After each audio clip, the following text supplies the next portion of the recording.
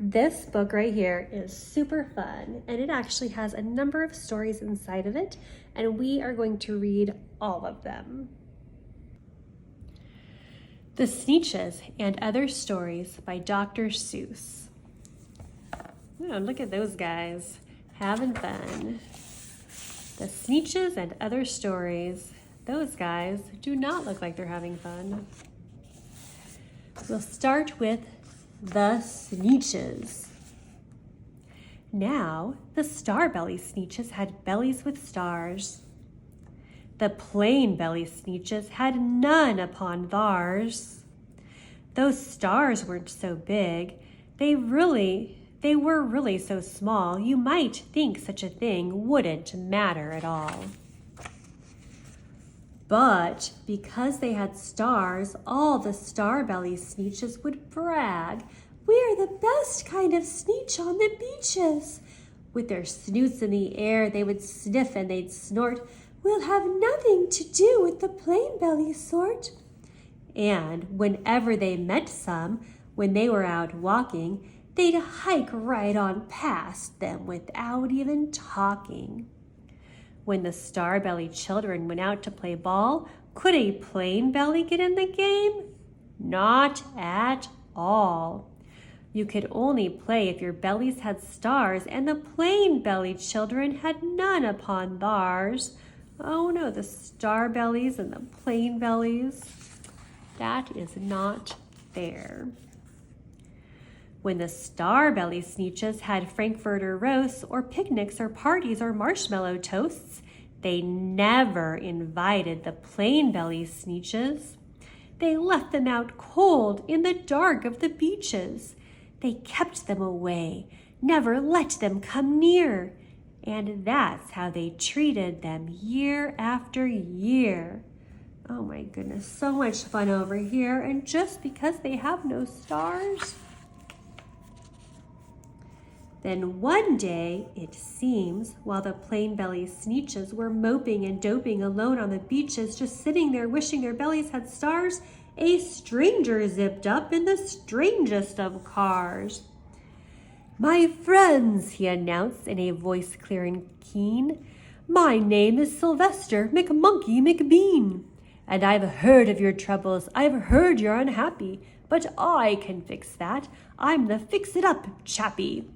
I've come here to help you. I have what you need, and my prices are low, and I work at great speed, and my work is 100% guaranteed." Then, quickly, Sylvester McMonkey McBean put together a very peculiar machine, and he said, "You want stars like the Starbelly Sneetch? My friends, you can have them for $3 each. Just pay me your money and hop right aboard." So they clambered inside, and the big machine roared, and it clonked, and it bonked, and it jerked, and it burked, and it bopped them all out about. And the thing really worked.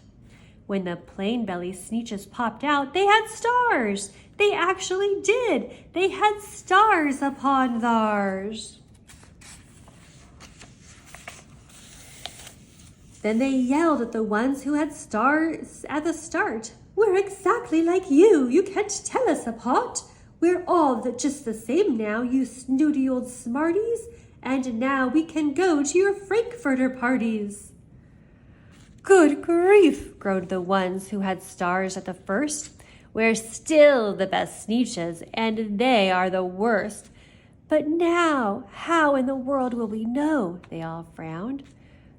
"If which kind is what, or the other way round?" Then up came McBean with a very sly wink, and he said, "Things are not quite as bad as you think. So you don't know who's who, that's perfectly true, but come with me, friends. Do you know what I'll do? I'll make you again the best Sneetches on beaches, and all it will cost you is $10 eaches." "Belly's stars are no longer in style," said McBean. "What you need is a trip through my star-off machine. This This wondrous contraption will take off your stars, so you won't look like the Sneetches who have them on theirs. And that handy machine, working very precisely, removed all the stars from their tummies quite nicely. Then, with snoots in the air, they paraded about, and they opened their beaks and they let out a shout. Now we know who's who, there isn't a doubt. The best kind of Sneetches are Sneetches without. Then, of course, those with stars all got frightfully mad. To be wearing the star now was frightfully bad. Then, of course, Sylvester McMonkey McBean invited them into his star-off machine. Then, of course, from then on, you can probably guess things really got in a horrible mess. All the rest day on those wild screaming beaches, the fix-it-up chappie kept fixing up Sneetches. Off again, on again, in again, out again, through the machines they raced round and about again, changing their stars every minute or two. They kept paying money, they kept running through until neither the plane nor the star bellies knew whether this one was that one or that one was this one or which one was what one or what one was who.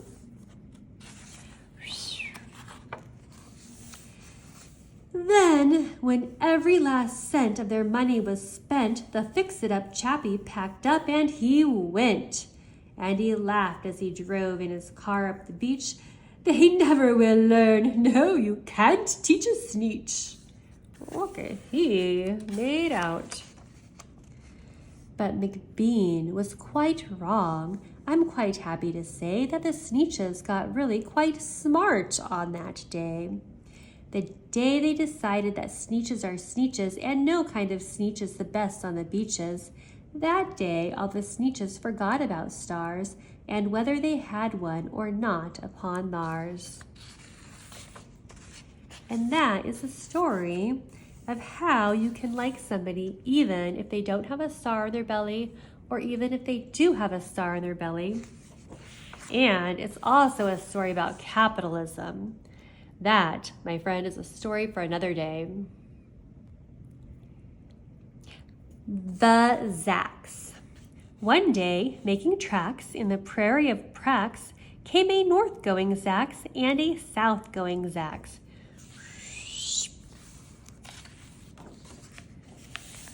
And it happened that both of them came to a place where they bumped, and they stood, foot to foot, face to face. Look here now, said the north-going Zacks. I say, you are blocking my path. You are right in my way. I'm a north-going Zacks, and I always go north. Get out of my way now and let me go forth.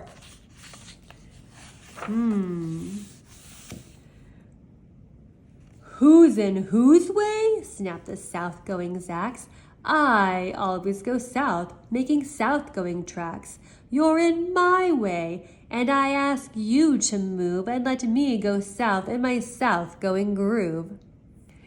Then the north-going Zacks puffed his chest up with pride. I never, he said, take a step to one side, and I'll prove it to you I won't change my ways if I have to keep standing here 59 days. And I'll prove it to you, yelled the south-going Zacks. I can stand here in the prairie of Prax for 59 years. For I live by a rule that I learned as a boy back in south-going school. Never budge, that's my rule. Never budge in the least, not an inch to the west, not an inch to the east. I'll stay here, not budging. I can and I will if it makes you and me and the whole world stand still. These guys are crazy. My little extrapolation. Zacks bypass. Well, of course the world didn't stand still. The world grew. In a couple of years, a new highway came through, and they built right around those two stubborn Zacks and left them there standing unbudged in their tracks. They are there to this day. You could actually go to the prairie of Prax and see them. Did you ever wonder what it would be like if all of the people in your family had the same name? This is a story of too many Daves. Did I ever tell you that Mrs. McCabe had 23 sons and she named them all Dave? Look at all those Daves. Well, she did, and that wasn't a smart thing to do. You see, when she wants one, she calls out, "Yoo-hoo, come into the house, Dave," and she doesn't get one. All 23 Daves of hers come on the run. How do 23 boys fit into that house? Just saying. Oh, that's how. This makes things quite difficult at the McCabe's, as you can imagine, with so many Daves, and often she wishes that when they were born, she had named one of them Bodkin, Van Horn, and one of them Hoosfoos, and one of them Snim, and one of them Hotshot, and one Sunny Jim, and one of them Shadrach, and one of them Blinky, and one of them Stuffy, and one of them Stinky, another one Putch-Put, another one Moonface, another one Marvin O'Gravel Balloonface, and one of them Ziggy, and one Soggy Muff, one Buffalo Bill, and one Biffalo Buff, and one of them Sneepy, and one Weepy Weed, and one Paris Garters, and one Harris Tweed, and one of them Sir Michael Carmichael Zut, and one of them Oliver Bolivar Butt, and one of them Zanzibar Buck McFate. But she didn't do it, and now it's too late. And this is a good name, a good list of names in case you're having any siblings. You can always say, ooh, maybe we should name the new baby Hoosfoos, or Hotshot, or Shadrach, or Ziggy, or Buffalo Bill, or Oliver Bolivar Butt. What do you think about that? Here is a story that talks about being scared. What was I scared of? Well, let's see. I was walking in the night and I saw nothing scary, for I have never been afraid of anything. Not very. Then I was deep within the woods when suddenly I spied them. I saw a pair of pale green pants with nobody inside them. But I wasn't scared. But yet I stopped. What could those pants be there for? What could a pair of pants at night be standing in the air for? And then they moved, those empty pants. They kind of started jumping, and then my heart, I must admit, it kind of started thumping. So I got out. I got out fast as I could go, sir. I wasn't scared, but pants like that I did not care for. No, sir. After that, a week went by. Then one dark night in Greenwich, I had to do an errand there and fetch some Greenwich spinach. Well, I had fetched the spinach and I was starting back through town when those pants raced around the corner and they almost knocked me down. I lost my Greenwich spinach, but I didn't even care. I ran for home. Believe me, I had really had a scare. Now, bicycles were never made for pale green pants to ride them, especially spooky pale green pants with nobody inside them. And the next night, I was fishing for doubt trout on the Rover River when those pants came rowing toward me. Well, I started in to shiver.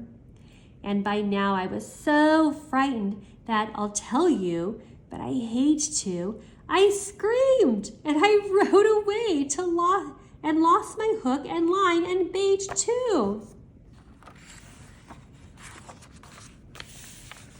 I ran and found a brickle bush and I hid myself away I got brickles in my britches, but I stayed there anyway. I stayed all night, and the next night too. I'd still be there, no doubt, but I had an errand, so the next night I went out. I had to do an errand, had to pick a peck of snide in a dark and gloomy snide field that was almost 9 miles wide. I said, I do not fear those pants with nobody inside them. I said and said and said those words. I said them, but I lied them. Looks scared. When I reached inside a snide bush, and the next thing that I knew, I felt my hand touch someone, and I'll bet that you know who.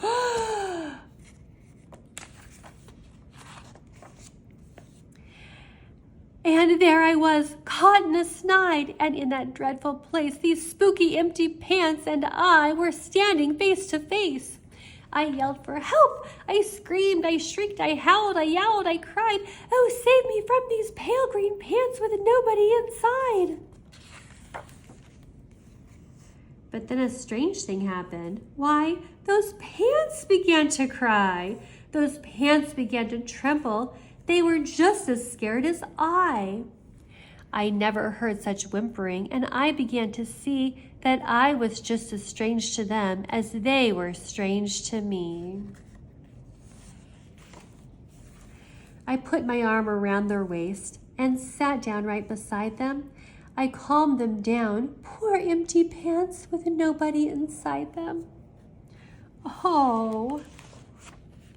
And now we meet quite often, those empty pants and I, and we never shake or tremble. We both smile and we say hi, hi, hi. Oh, so I guess the moral of the story is if you see green pants walking around, they're just as scared as you are.